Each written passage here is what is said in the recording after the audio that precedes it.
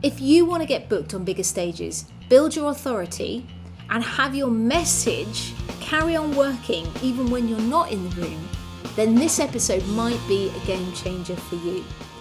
I have got Sue Richardson with me.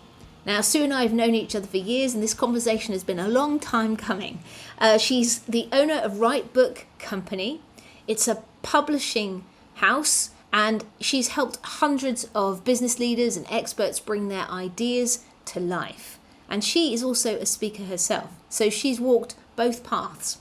We finally managed to get this interview recorded, and in it, Sue is going to be sharing the truth about why speakers need a book if they want to build a lasting brand and get on the bigger stages.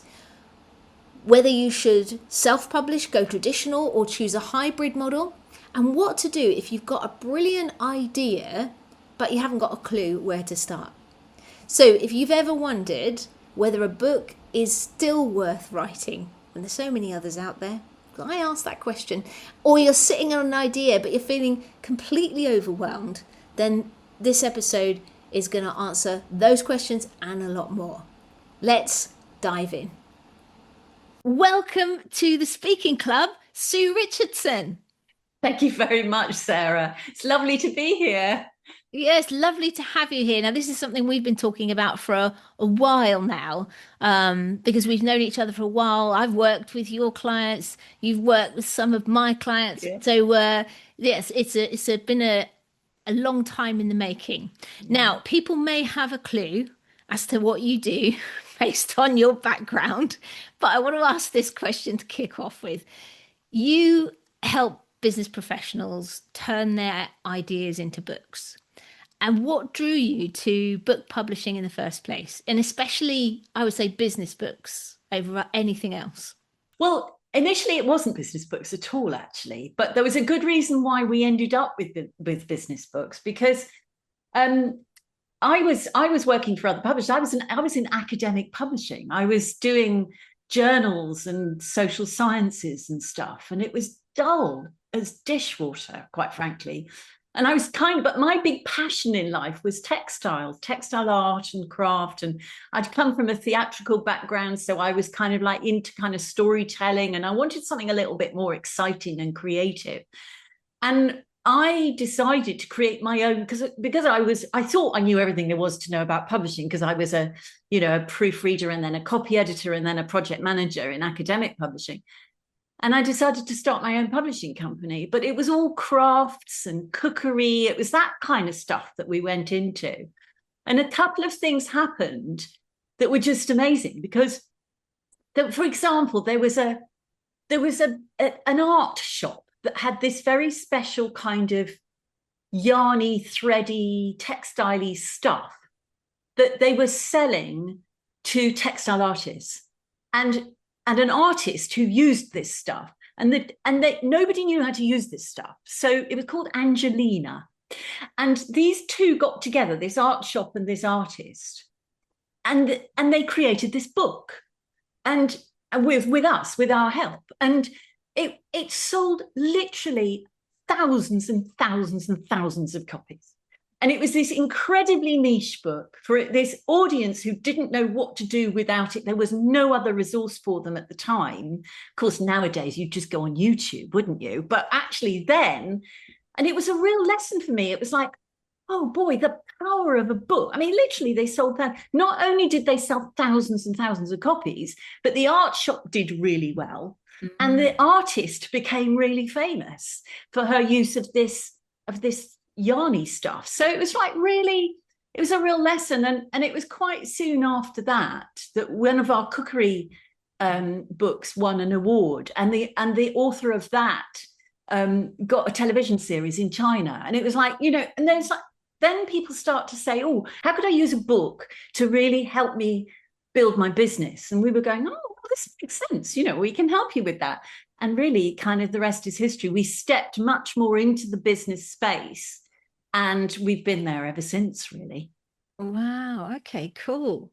And I think this is a point that you made there, which was like, today people will just go online and have a look. And we've seen a proliferation of books, and I wanted to see from your perspective what you would see as the unique role of a business book in a world where we do have an abundance of online content and everyone and their mother seems to be writing a book.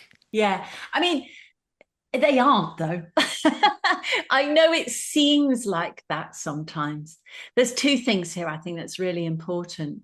I think one of the things that's really interesting is that, yes, it's true. We now have so much available to us. We almost have too much out there. Mm. And there's something, because you can get hold of all sorts of, can you trust the information that you get? One thing, there's a lot around that. There's a lot around the fact that somebody who actually makes the effort and puts the hours and the time and the energy and the focus into actually creating a book. There's a kind of thing here around, we just love people who write books. We respect them for having done it, because actually not everyone does it. And yes, a lot more people are doing it, which is good. But the other thing about it is to do it well. And we need to make sure if we're going to embrace this, this is an important thing that you're putting out into the world, and it needs to be done with care. Because if it's not done well, it doesn't do your reputation any good. And you want people to respect you for having done it. Now, sometimes, I mean, one of the things that I recognize absolutely is you don't even have to have your book read by everybody to be more respected because you're a published author.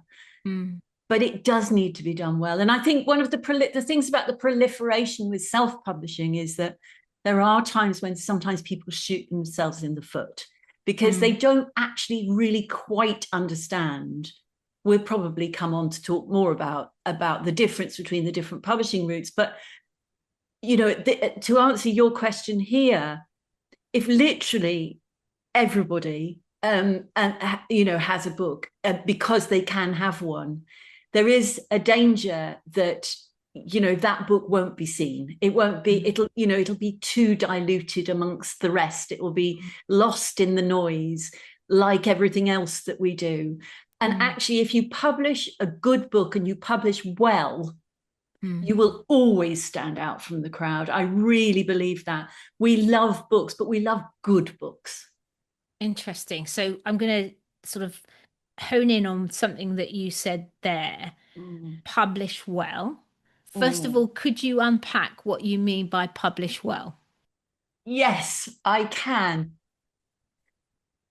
When I say publish well, I don't believe a good book comes out of something that is done lightly. Okay. It doesn't have to be massively earnest and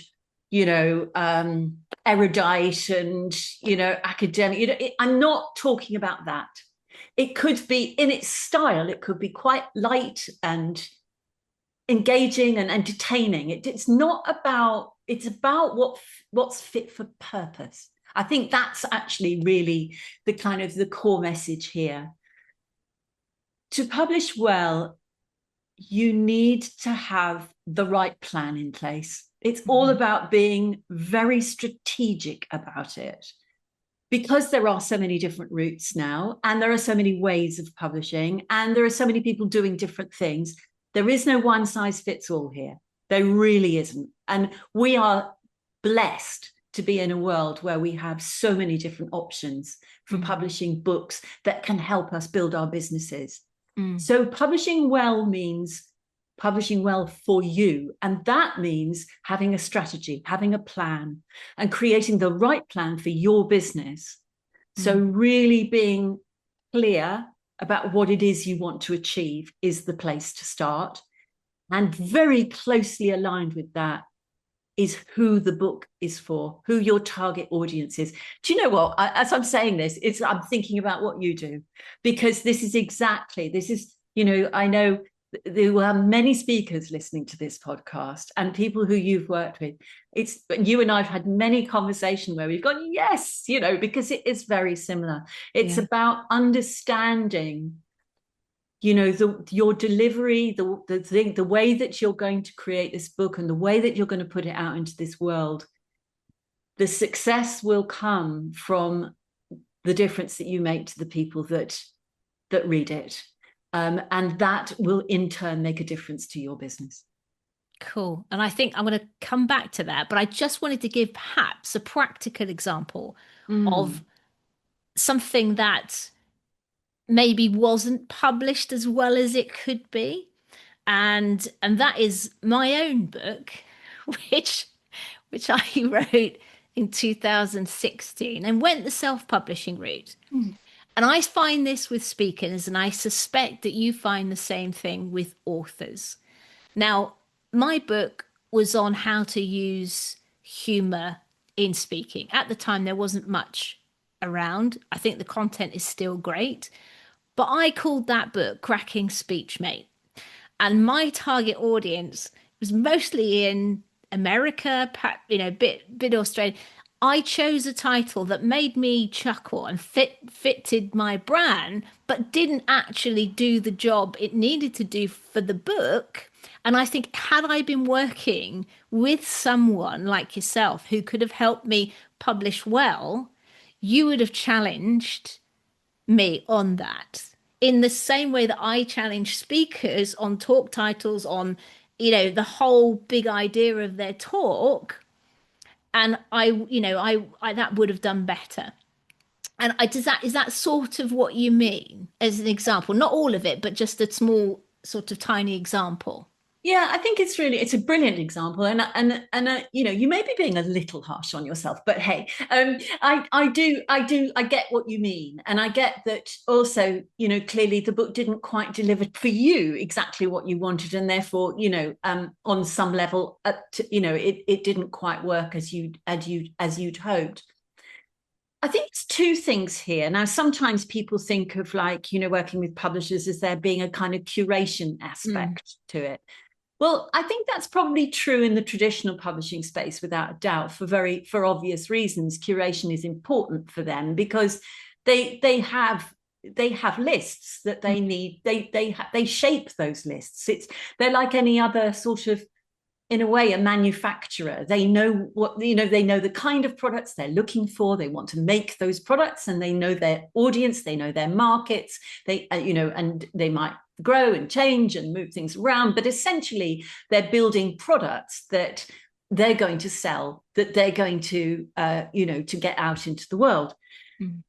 Now that we have a situation where curation, in a sense, is not necessarily the point, but it is, perhaps there's an element here of positioning. I would call it positioning. Yes. Yeah. And it's about being really being able to understand, and this is something that I think that publishers do that perhaps sometimes self-publishers miss out on. You know, you kind of think of positioning and you think of it in a marketing sense as being, well, you know, if I know who I'm writing for and then that's about it, really.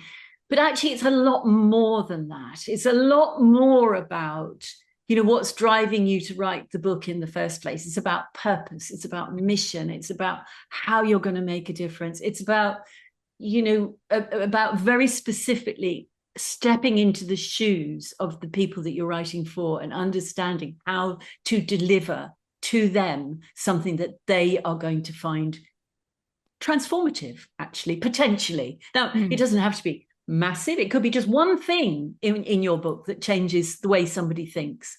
Yeah. That in itself is the kind of snowball beginning. So it's it's very much around understanding that, you know, publishers have a role which is about helping you to clarify your message. And even if you self-publish, you can take a lot from that. You can understand, you know, you can do a lot of work on that by yourself.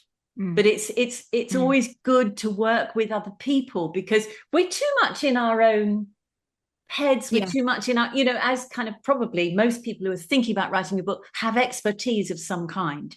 Yes. It's quite hard sometimes when you're sitting in that place to understand exactly how to deliver something that your audience, the audience you want to have the influence and the impact on, will really, really value what you give them. Yeah. And I think this is definitely a place where we cross over, because I'm It is. always telling people you can't, you're too close to your stuff to the point where you can't see the label you need to put on the jar so that everyone knows, your target audience knows that this is for them. And so yeah, that's really helpful. And I guess, we effectively what we're talking about is you want to work with authors who have books that will change outcomes for people rather than simply exist. How do discern that? How do you spot the difference from your perspective? Um, I do think that it comes back. I've probably used this word already. Um, it comes back to mission. No. That's the word that I find myself returning to time and time again. It's mission, it's passion, it's purpose.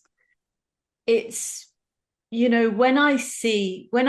thing that kind of really gets me goosebumpy is when I meet an author who has a vision for making a significant difference in the world.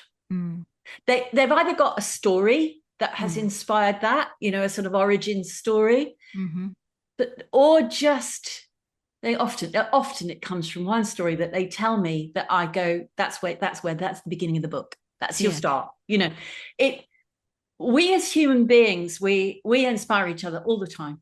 We're and you in what you do again. I mean, that's why we love to hear each other speak. It's the same thing. We love Yeah. to sit in an audience and listen to a speaker because we love the stories that they tell, where we go, and the light bulbs go on, and we go, okay, now I can do this because I'm inspired to make a difference because that person has done this or shown me that way or whatever it is. It's the same with authoring books. Mm, It's really and it's about owning that, because I mm, think one of the things that happens sometimes, and again it comes back to these kind of people who are experts in their field, it's incredibly difficult to get wrapped up in the what.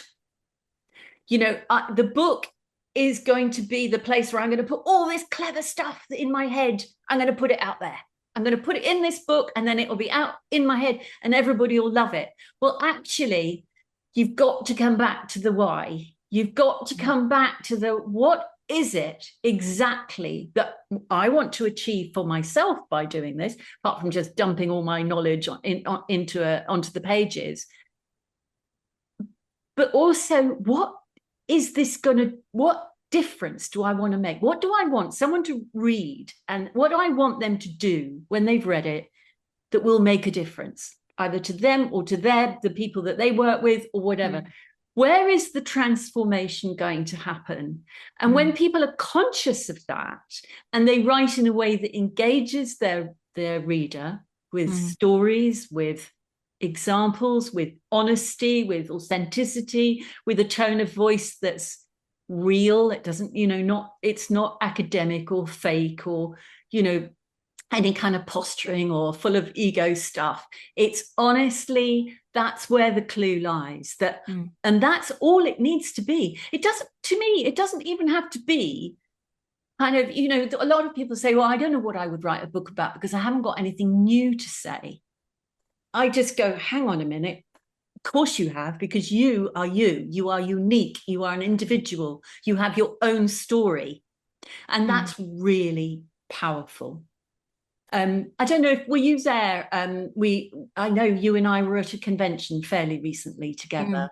Were you there the morning that Bryony Thomas told her story? Yes, I was. Yes. So powerful. Yeah. You know, now one day that no doubt will be a book, or it'll be in a book. I mean, she's done books with us, business books with us, but there is this extraordinary thing about sharing a Mm, story that is literally, that in itself is transformative. And mm, for me, I think that it's quite brave to do it, and but to do that well is enough, yeah. actually, and to understand what it is that you want to happen as a result of it. Yeah. You know, you want Yeah. people to think about certain things, like Bryony asked us to do in that talk. Yeah. And you know, and for her, you know, there are huge reasons in terms of, you know, supporting the charities and all the stuff that she does. So it mission led, powerful stuff. You know, and then getting the right guidance to make sure that you shape the stories around it and the lessons that come out of those stories into a great book.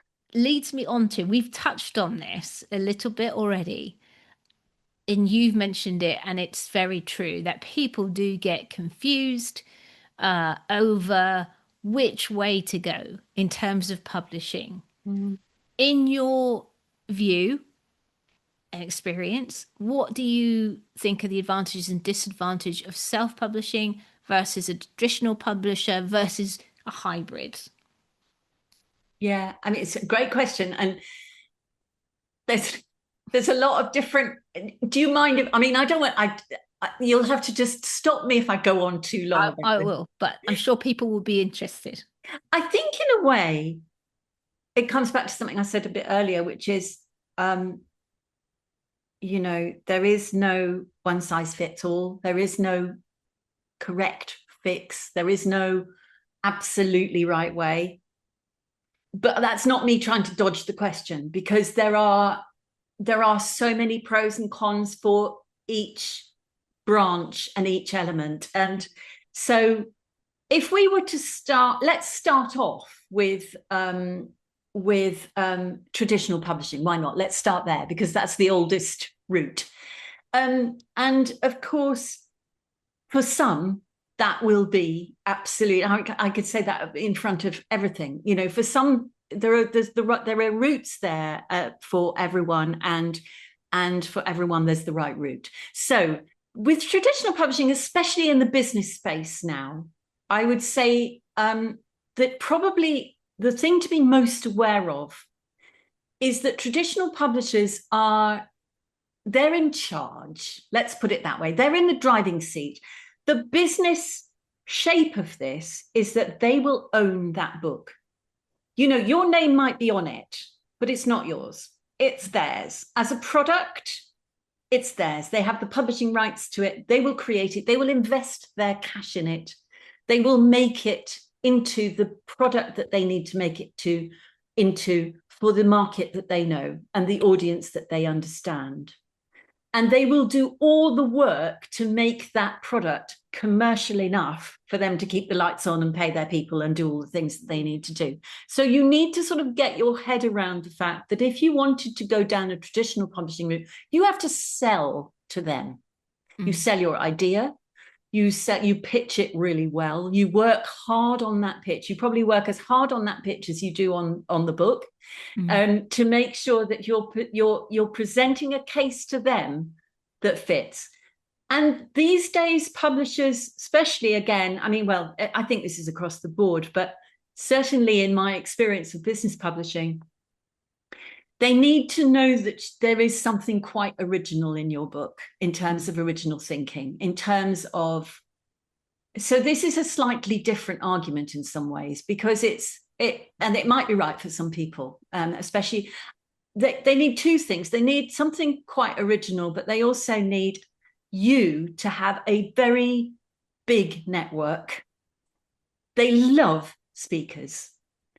But they need to know that you're speaking at a level where, I mean, they will probably want to know exactly how many people you're speaking to, how big your audiences are, what kind of platforms you're on, that kind of thing, because they know that you will sell the books. Because they can take it to market. All publishers are good at, the route to market is the thing they do. The actual selling of books is the thing you will do. Yeah. Because it's you, your name, your profile, the people you know. Those are the reasons why people buy books, because it's connected to you. So it's a complicated product in a way, because as a product, it belongs to them. And yet you're the one that has the power to sell it. So for a traditional publisher, there's a combination of, you've got to be a good writer. You're not going to get a great deal of support to actually write the book. They've got to be convinced you can write. They've got to be convinced that your idea is great. And third, They've got to be convinced that you have the kind of profile already that's going to get their books sold. So I'm kind of mixing up the pros and cons a bit there, but it's a great route because you don't have to invest your own cash in it. Got a route to market. You've got a professional team looking after you, doing all the bits to make a beautiful book. But the other side of that coin as well is that you may not have much control over the project. Once you can write it, but once it's gone, some publishers will consult you on cover design, others won't even ask you, for example.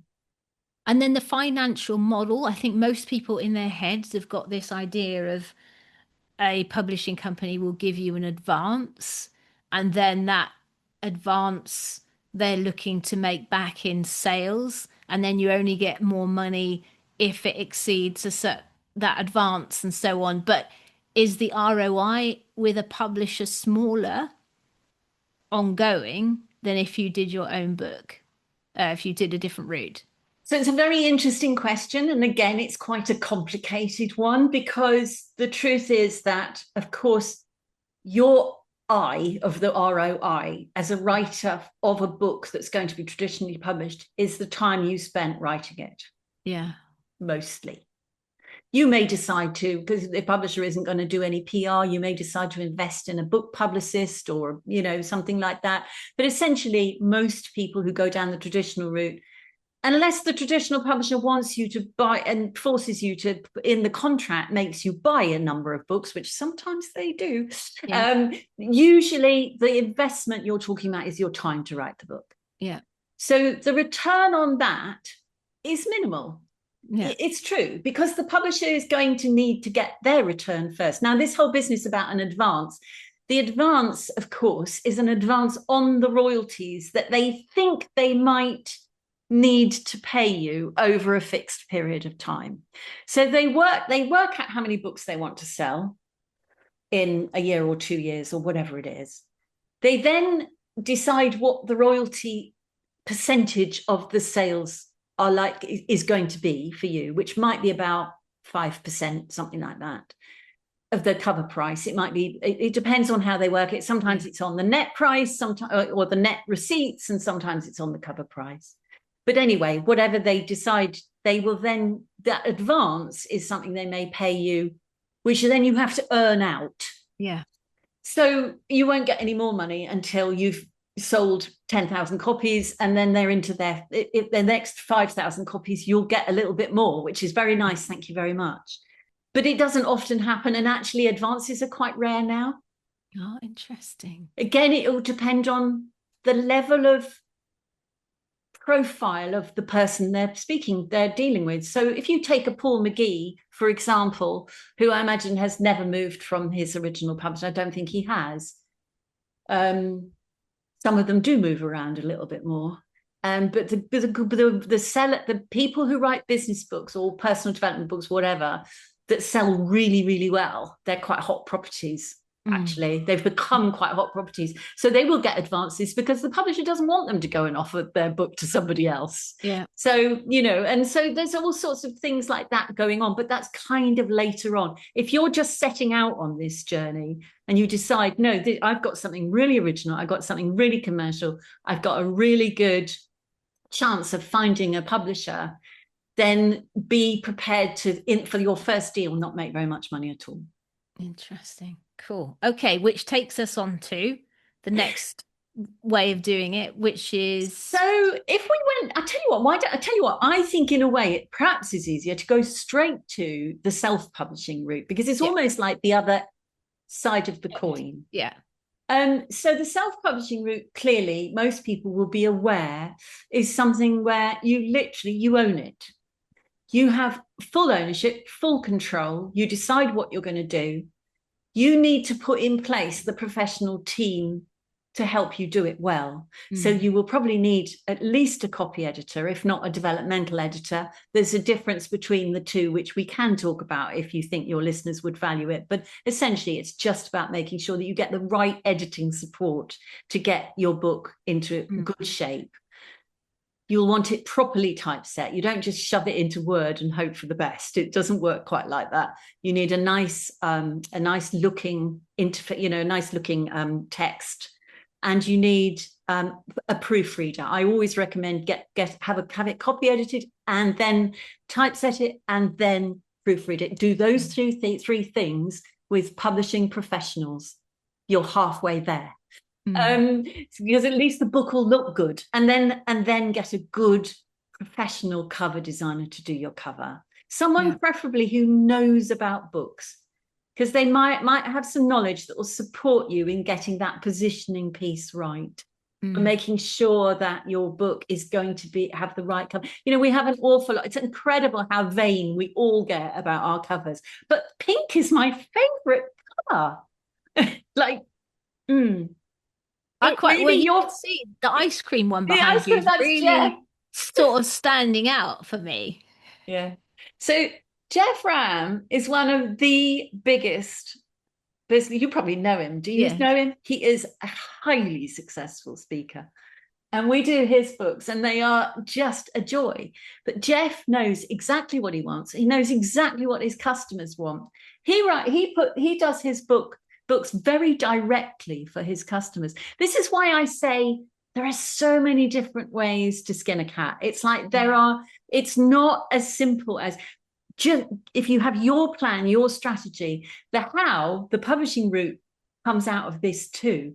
Jeff did used to self-publish and then came unstuck because he wants color, he wants lots of design, he wants lots of exciting things going on in his book. And poor Jeff came completely unstuck with Amazon. And I had this phone call I've known Jeff for years, and I had this phone call many years ago now, because Amazon just couldn't publish his book. They couldn't print his book. They couldn't get anywhere near his book because it was too Jeff. So he said, can you help me? And I said, yes, of course I can. And we've been publishing his books ever since, which is an absolute joy and delight. And he is pretty wacky. Yeah. But it's not about him, it's about his customers. Even even though it's not what you might call traditional in any way, he's always thinking about what's going to land with his customers. And I think that comes back to when you said it's about the mission and the why. I think it's also as much about the who as the why. It is as much about the who. Those two things go hand in hand. Yeah. Without any doubt, and you cannot separate them. Actually, I mean, when I have these conversations with people, I tend to start with why, but we're very quickly into the who, because the who, you can't really have a why without a who.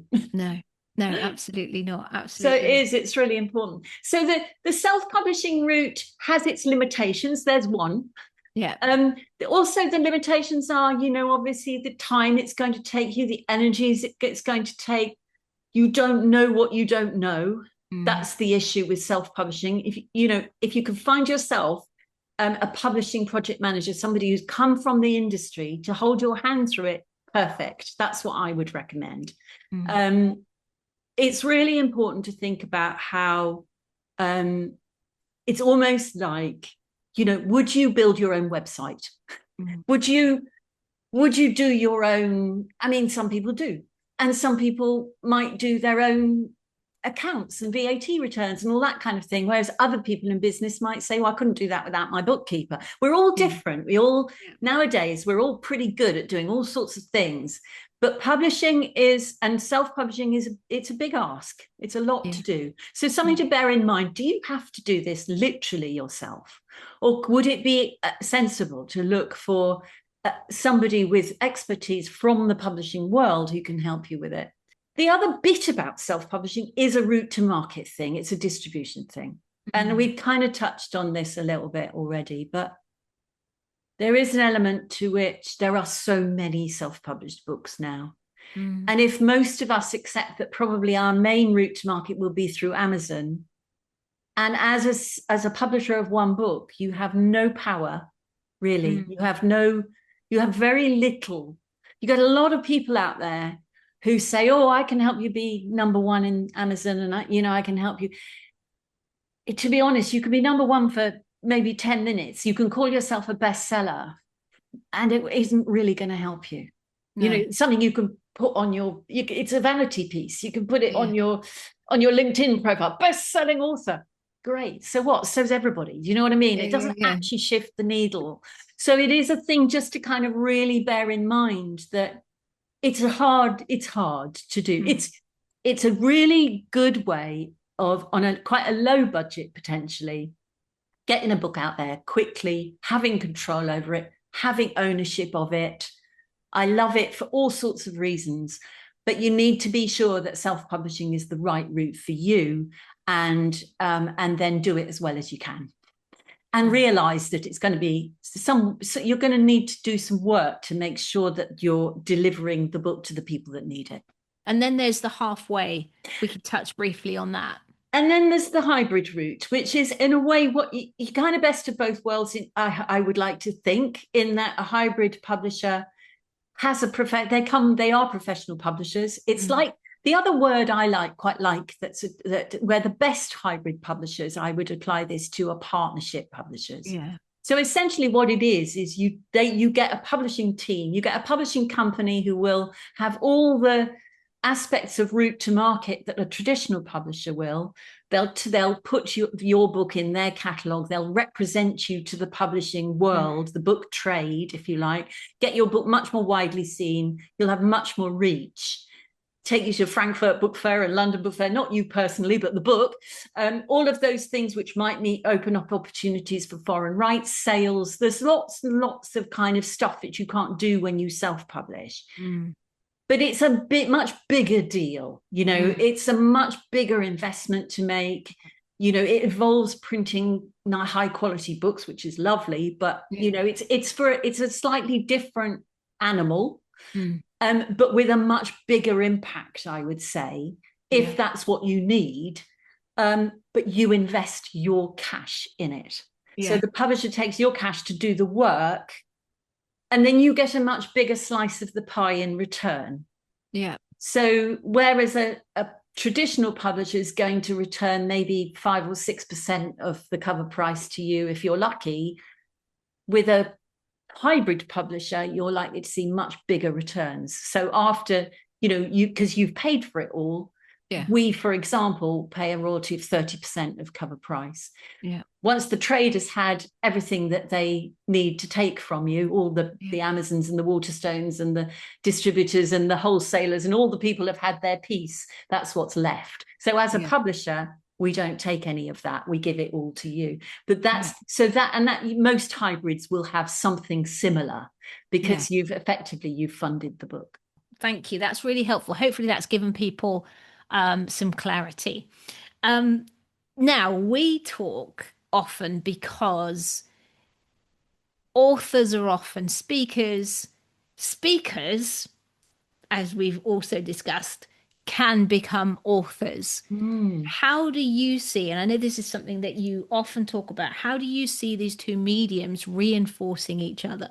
I think it's a lovely, it's a magical thing. There is a thing which I've seen all the way through the 25 years I've been publishing for people in the business space. There's the magic that happens when speakers have books, because it makes a speaking business go much more easily for all sorts of reasons.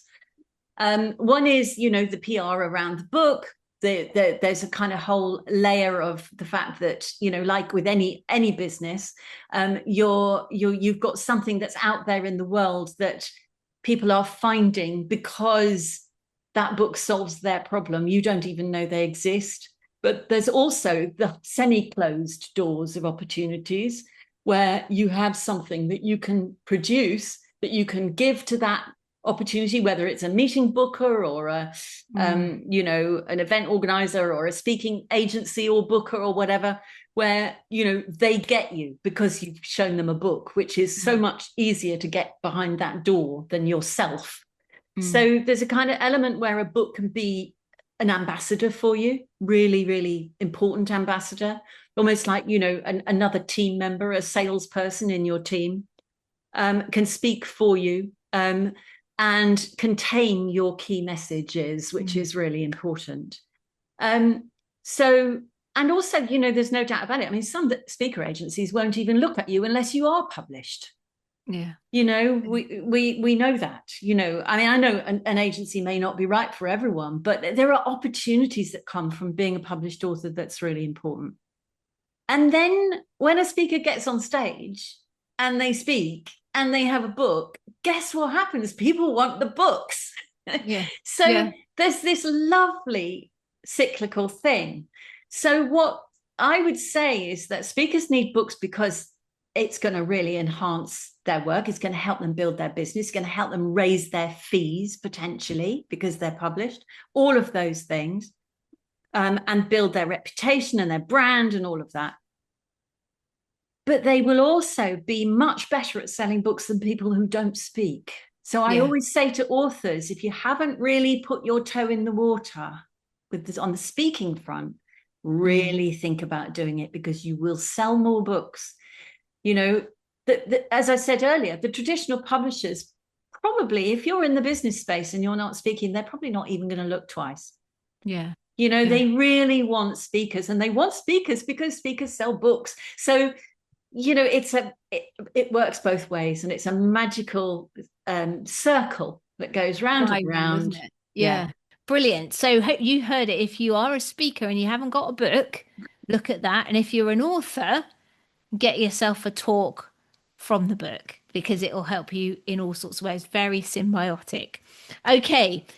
Few more questions before we go into the standard ones. Sue, what's the single most common mistake you see aspiring authors make when they start writing their book? We might have covered it, but if we have, then reiterate it. Yeah, I think we have covered it, but I think it's great to kind of like reposition what I said earlier in answer to this question, which is the biggest mistake I see people make is that they just think what's in their head needs to go down on paper and get produced. It's about having that plan. It's about being really clear about the why and the who together before you think about what goes in the book. Cool. Because that's where the magic lies. That's the biggest mistake. It's not a mistake, because actually it's just a way of thinking. Yeah. And if they get to me first, I try to kind of head them off at the pass and say, go back and have a think about why you're doing this in the first place. Quite often people realize that the book that they thought they were going to write wasn't the right book at all. Interesting. So it's very powerful. And quite a link into the name of your company, the right book there. Interesting. Funnily enough, that was exactly right. You know, years ago, whenever it was that we decided to rebrand, for years, when I used to speak, one of my talks was write the right book, publish it in the right way, reach the right readers. That was my little thing that I had when I used to do my original talks. And we were just kind of really doing that kind of real sort of massive navel gazing thing when we used to be called Sue Richardson Associates, SRA books. You know, it was really boring.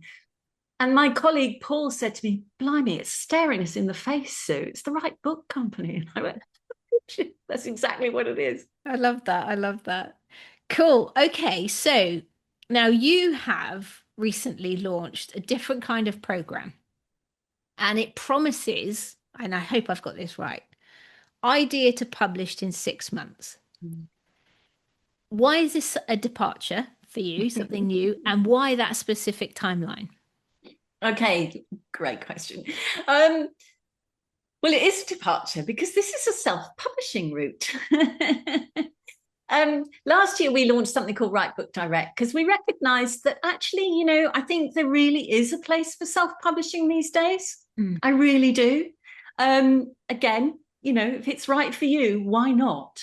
And yet, we know, as we've said, that sometimes self-publishing can lead to people not shining as brightly as they might in their books, as you described so beautifully with your experience. So there's a kind of thing of, why don't we bring our expertise, our publishing know-how? You know, we've all been in publishing for decades. We've got a lot of years between us, where we can put what we know into people who want a self-publishing route.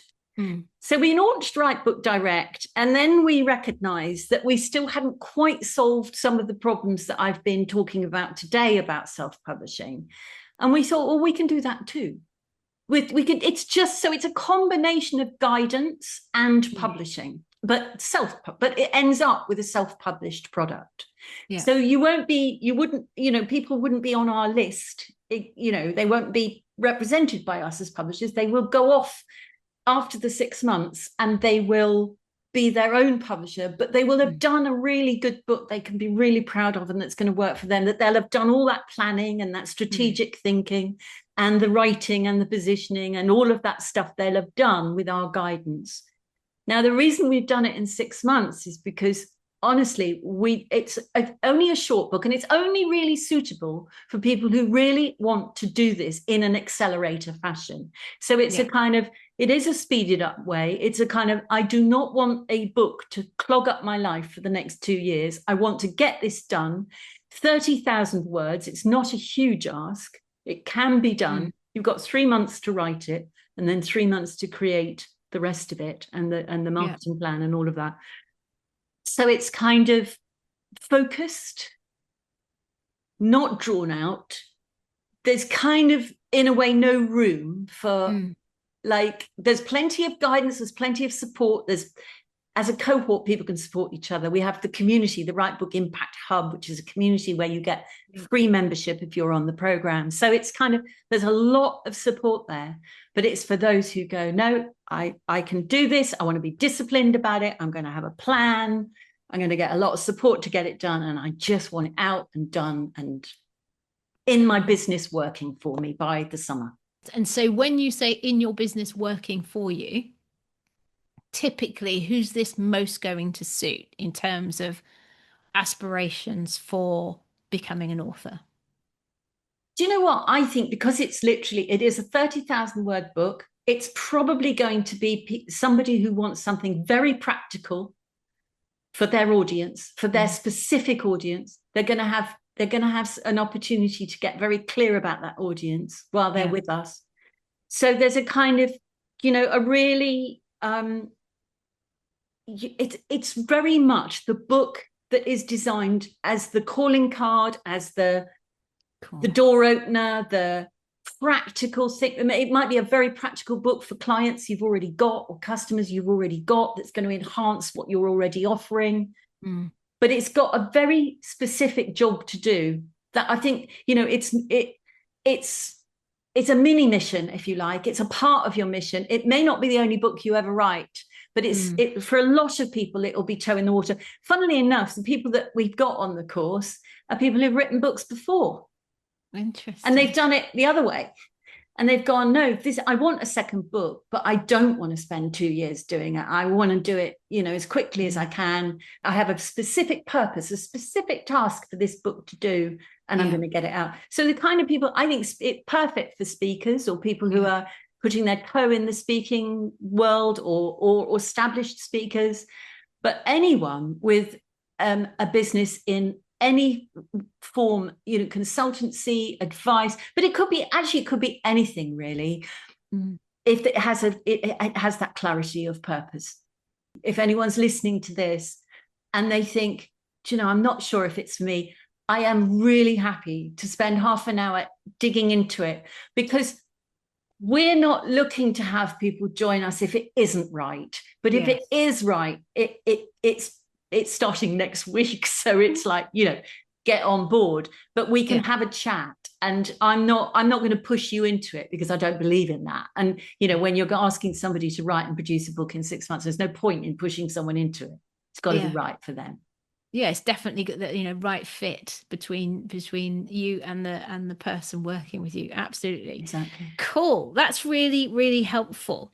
So I have one question around the editing process, and we're going to put the links, just to say, we'll put all the links so that if you do want to explore that program, there'll be a link in the show notes for you to have a look at the stuff and book in a call with Sue, get her expertise just to even see whether this is a starter and if it is the right book even potentially. So that we'll put that in the show notes. Now, in the editing process, I'm curious, what's one question you always ask that transforms a manuscript from good to sort of business impact level? Is there one? Ah, yes. Now, is there one question? Do you know what? The thing that immediately comes to mind actually is about the fact that quite often when people, and this doesn't relate probably to people who would be coming on the accelerator at all, because this is more likely to happen when you think, oh, I think I might write a book and one day I might publish it and stuff. And what can happen sometimes is that if people aren't thinking very clearly in the beginning, so it comes back, I'm sorry to be boring, Yeah. but it does come No. back to that plan again, the strategy again. But it's more than that. It's also about writing a book that is economical enough to do the job. So I think it's about conciseness. Right. I think it's about the thing that makes a book. You know, the books that win awards for us are always I've got two of them behind me. I've got Think Like a Coach. Actually, she was a finalist at the Business Book Awards. Can I Offer You Something? Was a winner of her section. But they've both sold rights to foreign languages. They're both really successful as books. They are really short. They are really concise. They are really to the point. They're really practical. They're great little books. But the thing about them as well is that the personality of the author shines through. Mm.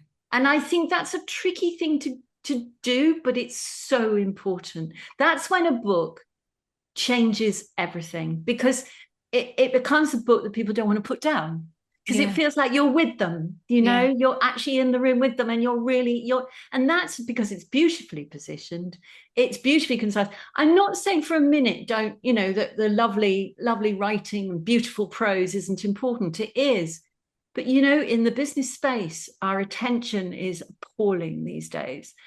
So the shorter and the more concise, but with engagement, with passion, with personality, those two combined are the things that will make the most effective books. Sounds very similar to speaking, where you've got even less time to grab people's attention Isn't than it in true? a book. Absolutely. How many times do we do that? We go, oh yes, it's so similar. Yeah, absolutely. Now, I have some standard questions for you, because you are also a speaker. In fact, you're a fellow of the Professional Speaking Association. You've already alluded to the fact that you speak in order to, grow your business as well. Um, what's the best thing that speaking has done for you? Without doubt, the moments that I've had where I've come off stage and someone has come up to me and said, I had no intention of writing a book until I heard you speak, and I know I'm going to. Oh, fantastic. I love it when that happens. Yeah. Yeah, that's That for me is like, yes, my job is done.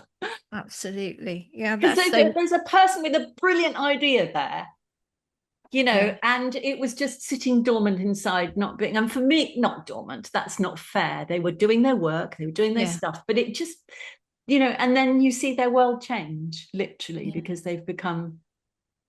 they've put those ideas into something that goes out into the world in a way that they can't ever. And I So think what you're saying there is something that I think is at the heart of what a great speaker does, which is show new possibilities to people in the audience so that they can see, it opens up something new for them. That's not always the case, but often it is the case. Something that seemed intractable before, impossible before, becomes possible. And if you can help people make that shift, then it's a fantastic feeling when it happens. Now, have there been any times where things haven't gone so well, Sue? There've been times when you thought, oh my goodness, I need to forget about that. I never want to remember it ever again. what do you mean As actually speaking, as a yeah, yeah, speaker? Do you know what, Sarah? I am actually I think you know this about me. I'm quite a nervous speaker. I'm better now, or at least I haven't done any speaking for a bit. It's really naughty. I've just been so focused on building other elements of the business, and I need to get out there again and do more. But I have had, I think it's self-talk. I think I got myself into a place where I've always been nervous. I mean, you know, like you, I started off in the theatre, and I hated being on stage. Hated it. I used to have such terrible nerves. I'd be one of those actors that would go off stage and throw up. I just hated it so much. I actually left the theatre because of that. So when I came to start speaking, I went and did a speaking course with a lovely guy who had NLP training. And he completely switched my head around, absolutely switched my head around. And I learned how to deal with the nerves, and I learned how to get, but I've never found it easy. And then COVID happened. And when I went out to speak after COVID, it was almost like starting again. It was really weird. All the nerves, all the kind of self-talk, you know, just really strange. So I would say that the experiences I've had have been absolutely self-inflicted, because what I've done is like incredibly well prepared, probably over prepared, if anything, because I was so nervous that I just did too much. And then go on stage and freeze up in absolute terror. It's the worst experience of my life. And then I understood something about speaking, which has meant that this has never happened to me again, which is actually, I have this knowledge, and I have some stories to tell, and I have some stuff that is not about me at all. It's about you guys out there. And if one person in this room gets something useful from what I have to say, that's good enough. And just go, you know, and stop thinking about me, you know, because really it's not about me at all. And, you know, and that has fixed it for me. And I love it again now. And fingers crossed. Oh, I'm always going to be a bit nervous. I'm always going to be a bit nervous. But I kind of speak to the nerves in a way that helps me to control them. And I don't go on stage like a bunny in the headlights anymore. Excellent. You are the vehicle for the message. Absolutely true. Right, I've got 3 rapid fire questions with rapid fire answers. Okay. First question, and this is probably going to be a hard one. What's the book that's had most impact on your own life, and why? Oh my goodness me. Purple Cow by Seth Godin. Cool. Because it taught me that I could create a remarkable business. Brilliant. Love that. And I'll put a link in the show notes to that book for you guys to have a look at it yourself. It is probably 25 years old. I know, but it's still good. It's such a good book. Yes. Okay. What's the best bit of business advice you've had, and why? I think it comes back to thinking about what the customer's needs are first and foremost, and adapting accordingly. Yeah, no, it's timeless and absolutely critical. And so many people forget it time and time again. We all need to be brought back to that when we get lost in our own expertise and all of that good stuff. Okay, final question. If you could have one mentor, and they can be alive or dead, fictional or non-fictional, who would you choose and why? These questions that you say, they're rapid fire, but oh my goodness, what a huge question to answer. One mentor and why? Gosh. There'll be a name that pops into your head. Well, there is a name that's popped into my head. And it's a huge one, but why not? I hope it's not. I think a lot of people probably say this name as well, because it's kind of perhaps a bit obvious, but I'm going to say it because it's the one that came into my head, and that's Nelson Mandela. Cool. We've had a few times, not loads, a few times. Yeah. I think it's mission. It's about having the belief it's about somebody who has such a passion and such a belief that he can change the world, and does.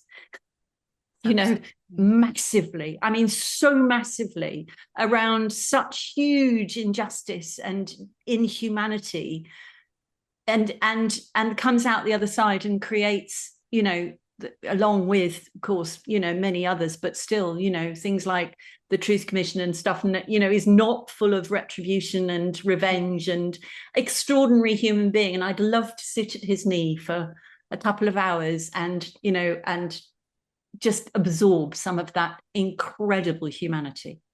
That's a brilliant answer. Lovely answer. Sue, thank you so much for sharing all the stuff that you have shared today. I'm sure that it's going to give people a lot of clarity and inspiration around bringing their idea and expertise into a book and into the hands of the people that will love having it. If people want to find out more about Write Book, about you as a speaker, about the Accelerator program, where's the best place for them to go? So thewritebookcompany.com. Excellent. Simple as that. We have a brand new squeaky clean website for 2026, and you should find everything that you need to know there, including, if you click on the button publish, you can find the different kinds of ways that you can publish with us, but Accelerator is one of those. And as I said, that's kicking off next week. So, get in quick and we'll have a chat. There are all sorts of opportunities all over that website to click on a button and book a consultation or book a chat about Accelerator. Also, just to quickly say, we do have one more Accelerator briefing on Thursday this week, which is, what's that? What date is that? 15th. The what? The 15th. So one more briefing, and you're most welcome. Just half an hour of your time to come along and find out a bit more. And that is on the website as well, with the time and everything. You can book yourselves in. You can connect with me on LinkedIn. That's another good way to connect with me. But if you struggle to find Sue Richardson, because there are a number of us, look for the Right Book Company. You'll find that, and you can connect with me via that. Was that? And I'll put all the links to all of this in the show notes as well, so you can find those easily. Sue, thank you so much. It's been lovely speaking to you. Best of luck with the Accelerator program. I know it's going to be really helpful and a great success. So exciting stuff. Thank you. It's been such a pleasure. Thank you so much, Sarah. Well, I hope that you got a lot out of that. I know I did. I told you it would be, worth listening to. And there were so many gems there. It's difficult to pick out the ones that were like the most resonant ones. But I think the few that really stuck with me, first of all, that reminder that your book isn't just a book. It's a platform. It's a brand builder. It's a way to get your message working when you're not in the room. Also, the clarity around publishing routes. I wish I'd had that information before I self-published my book in 2016. I probably would have done things differently, to be fair. It's still a great book, cracking speech, mate, but I'd have possibly done it differently. And also the idea that if you're already speaking, you're probably closer to a book than you think you are. And you just probably need the right support to shape it. And Sue is one of the many people that can help you do that. And obviously their new program, Idea to Published in 6 months, the Accelerator program, might be worth a look at if this is something you want to do in 2026. And of course, if you know another speaker, consultant, coach who's thinking about writing a book, share this episode with them. Hopefully it'll help them on their journey too. And thank you so much for choosing to listen to the Speaking Club podcast, or watch it if you're watching it on YouTube. Really appreciate it. If you're a regular watcher, listener, then subscribe if you haven't already done that. And if you like the show, I'd be so grateful if you leave a rating or review. And you can do that wherever you're listening. Or you can do that at ratethispodcast.com/TSC. And if you got something from this show, leave a comment below if you're on YouTube. I'll pass it on to Sue, or you can connect with her on LinkedIn. And if you've got any questions or things that you want me to cover in the show, then reach out to me on LinkedIn, leave a comment below. And I will see you next time. Until then, you know what I'm going to say? Go out, grab your life by the nuts, and get cracking. Bye-bye. It's a nightmare. You're an expert with so much to say, but now that you've been booked to speak, you're struggling to know exactly what to talk about.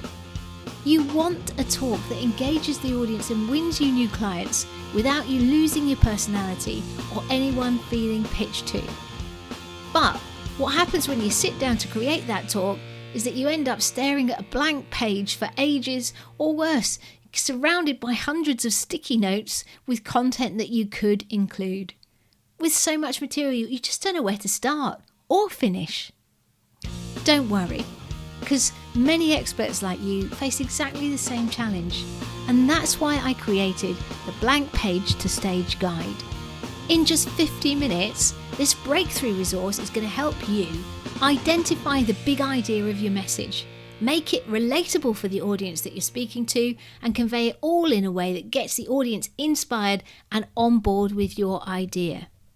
And it works even if you have tons of material or your subject feels less than exciting.